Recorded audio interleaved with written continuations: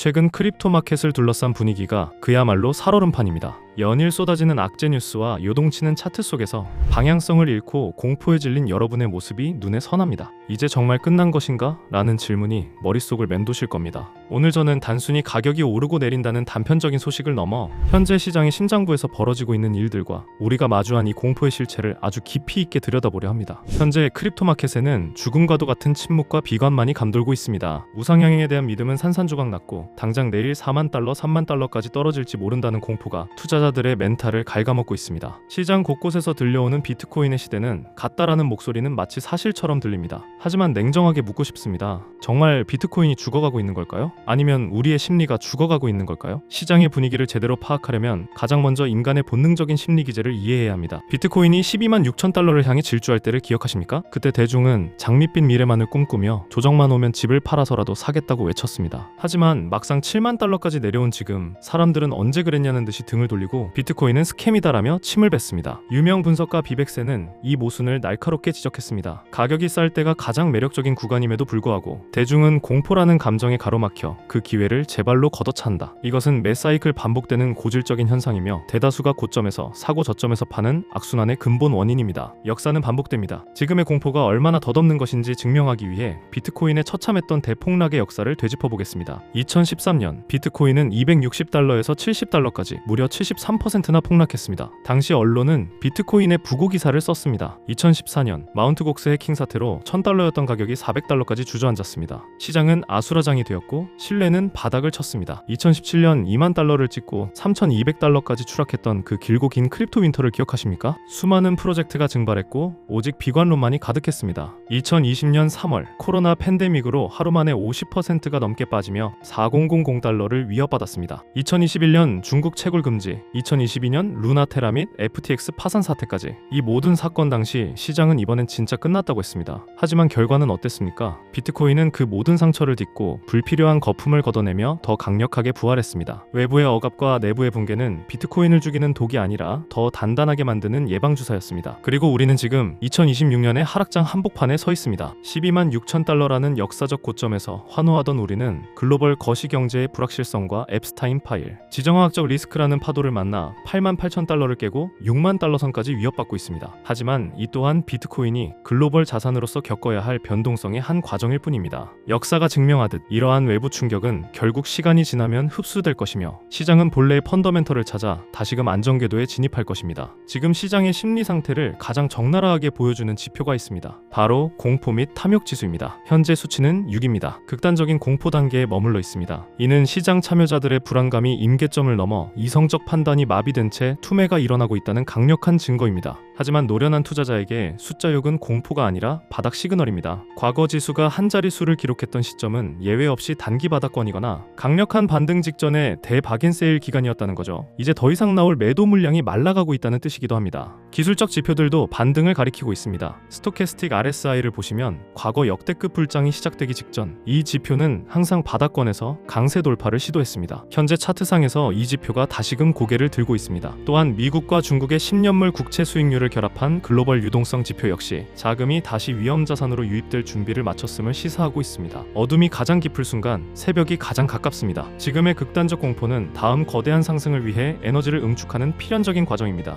물론 긍정적인 전망만 있는 것은 아닙니다. 바트 프로비티스 같은 분석가는 현재를 데드캣 바운스로 규정하며 5만 달러 혹은 4만 달러까지의 추가 폭락을 경고합니다. 이 시나리오 역시 무시해서는 안 됩니다. 하지만 만약 시장의 대다수가 이 추가 하락에 베팅하며 숏 포지션을 쌓는다면 어떻게 될까요? 예상치 못한 지점에서 반등이 나올 경우 이 숏 물량들이 강제로 청산되면서 가격을 폭발적으로 밀어올리는 숏 스퀴즈가 발생할 수 있습니다. 비관론이 극에 달할수록 반등의 탄력은 더 강력해지는 것이 투자의 묘미입니다. 현명한 투자자라면 이 두 가지 가능성을 모두 열어두고 대응해야 합니다. 바트의 말처럼 5만 달러를 갈 수도 기술적 지표대로 지금이 찐반등의 시작일 수도 있습니다. 그렇기에 지금 필요한 건 몰빵이나 손절이 아니라 현금 비중 조절과 분할 매수라는 유연함입니다. 불안함입니다. 비트코인이 12만 달러일 때나 7만 달러일 때나 비트코인이 가진 네트워크의 보안성과 디지털 희소성은 단 1%도 변하지 않았습니다. 변한 건 오직 사람들의 마음과 가격표뿐입니다. 가치가 가격보다 높게 형성된 지금이야말로 인내심을 가진 자들에게는 축복의 시간입니다. 우리가 공포에 질려 매도 버튼을 고민할 때 거대 자본인 스마트머니들은 무엇을 하고 있을까요? 온체인 데이터는 하락장에서 오히려 거래소 밖으로 유출되는 비트코인의 양이 늘어나고 있음을 보여줍니다. 대중과 반대로 움직이는 그들은 지금의 가격대를 리스크가 아닌 거대한 보상으로 인식하고 조용히 물량을 쓸어담고 있습니다. 비트코인의 역사에서 단기 변동성에 일희일비했던 이들은 패배했고, 본질을 믿고 시간을 무기로 활용한 장기 보유자들은 항상 승리했습니다. 단순히 존버를 외치는 것이 아닙니다.